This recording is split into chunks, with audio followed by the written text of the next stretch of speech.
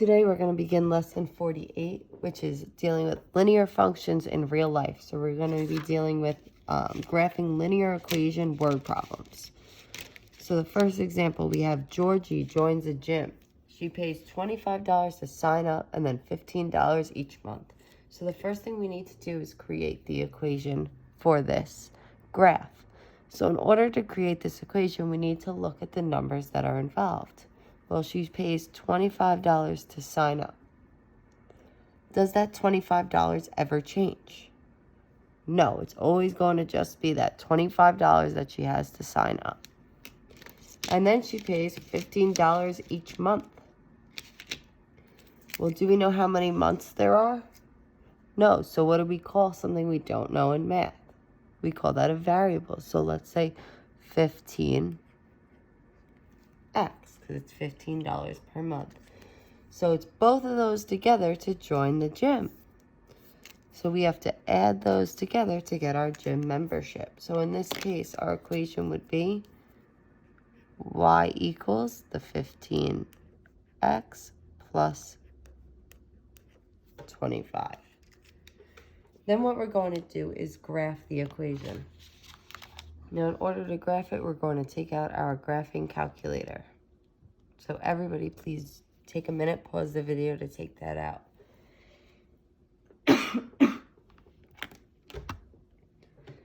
So we have our graphing calculator. We're going to turn it on, and then we're going to go to y equals. We're going to type the equation into our calculator. We have 15x plus 25. Then we're going to go to the table by hitting second graph. Looking at the table, let's go back, make sure we're starting at 0, right? Because we're talking about our x value represents months, which is time, and we can't have negative months. We're going to start at 0 months, and then we're going to graph upwards from that. So I have 0 months, and I'm going to count as my months go up by 1. So on my x-axis, I'm going to do my months. I'm going to start with this here is 0. Then we have 1 month, 2 months, 3 months, 4 months, and so on. We're going to fill out our graph.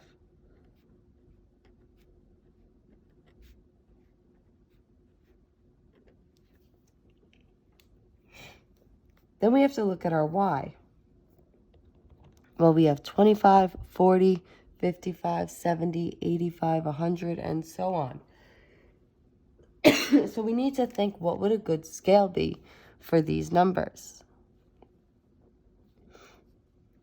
Well, they all seem to be ending in 5s or 0s. So a good scale for something like that would be either 5, 10, 15, 20, and so on.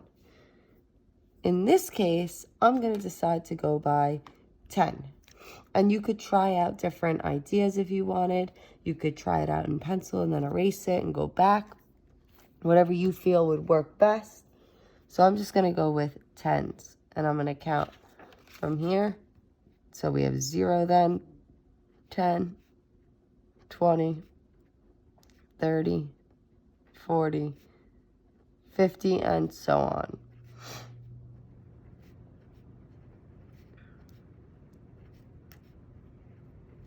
So then once we make our scale, we're going to plot our points. So first, we have 0, 25. So I'm going to plot that point. So I'm going to do 0, and then I'm going to go to 25, which is in the middle of 20 and 30. And then I have 140. I'm going to go up to 1, and then 40. 2, 55. So I'm going to go 2. And 55 in between 50 and 60. 370.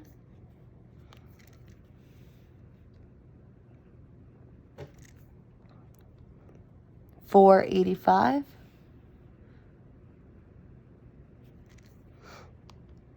500. And you can't go any further. So could you have done something different for your scale? Absolutely. I just chose the 10s. I'm going to draw my line through it with an arrow because it'll keep ending up being more and more that she is paid each month. So then it says Use the graph to find a solution, label it, and write your answer as a final sentence.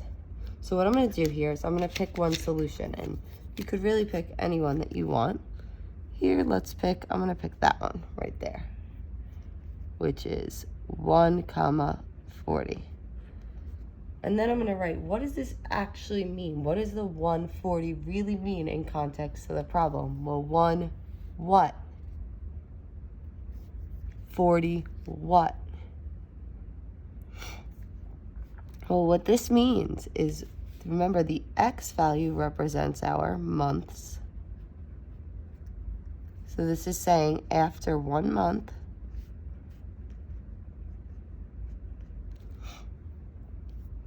Georgie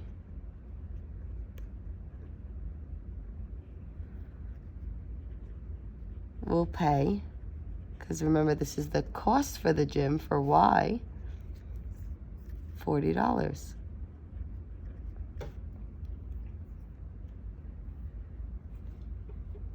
And you could do that for each of these points and explain that.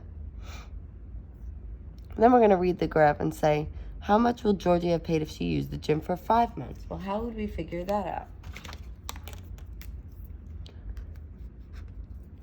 Well, there are 2 ways we could do this. One way is we can look at the graph. We're going to go to 5 months on the graph. We're going to go up, and we're going to see Georgie will have paid $100. What's the other way we could have done this? Well, we could have looked at our X and Y table in our graph.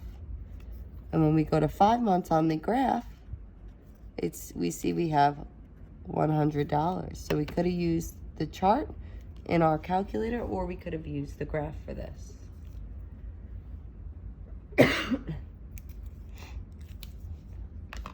The next question is talking about Edwin.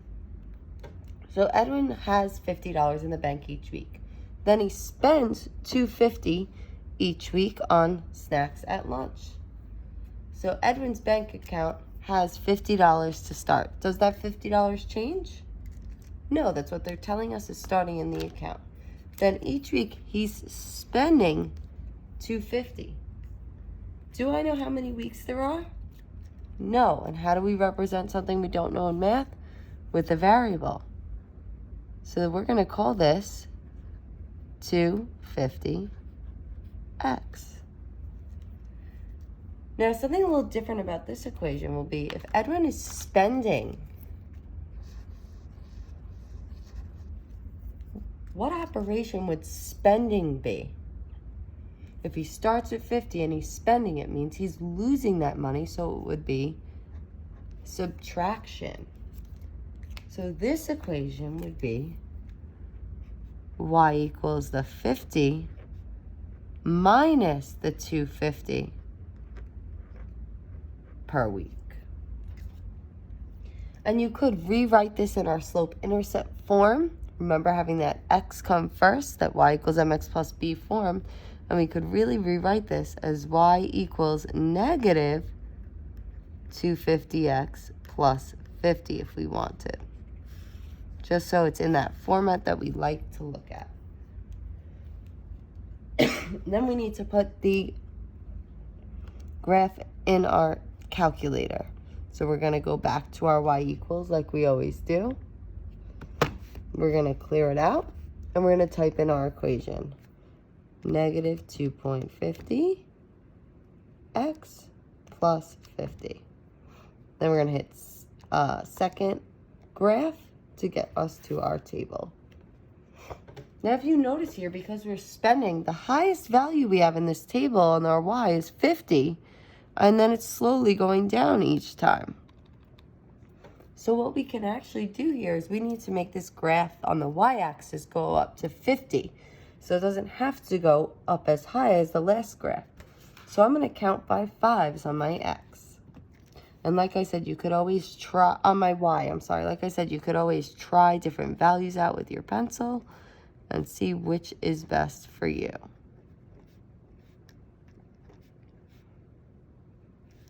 Five, 10, oops, sorry, I made a little error there. So I'm just going to rewrite it.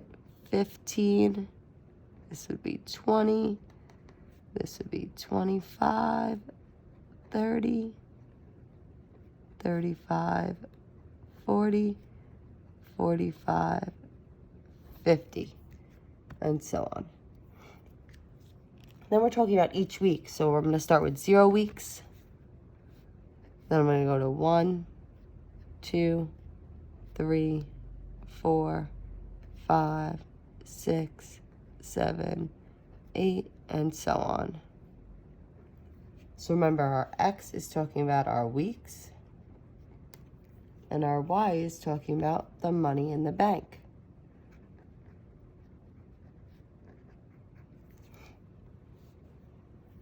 Now we're just going to plot our points. So we start at 0, 50.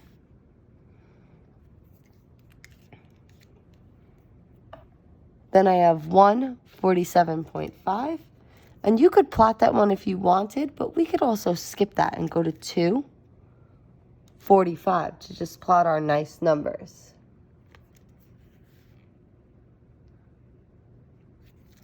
Then I'm going to skip to 440 because that's another nice one. I'm going to skip to 635.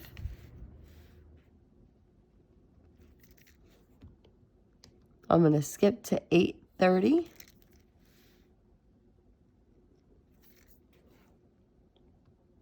Then I have 1025.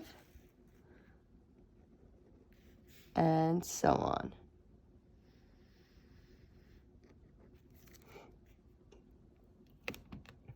Then we're going to use our graph to find a solution and explain it in a sentence, so just like we did with the last one. So I'm going to pick this one right here. It's 635. And what does that mean? Well, X and Y. Our X represents our weeks, so it means after 6 weeks. And Y represents the money in the bank. So that means after 6 weeks, Edwin will have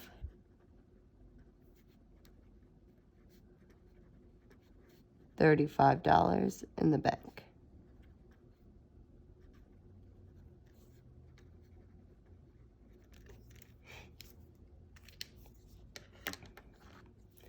Then after how many weeks will Edwin run out of money? Well, we don't get to 0 on our graph here, so we're going to have to use our table.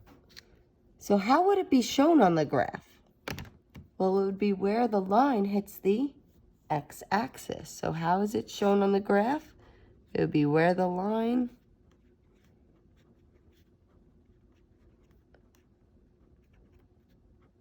hits the x-axis.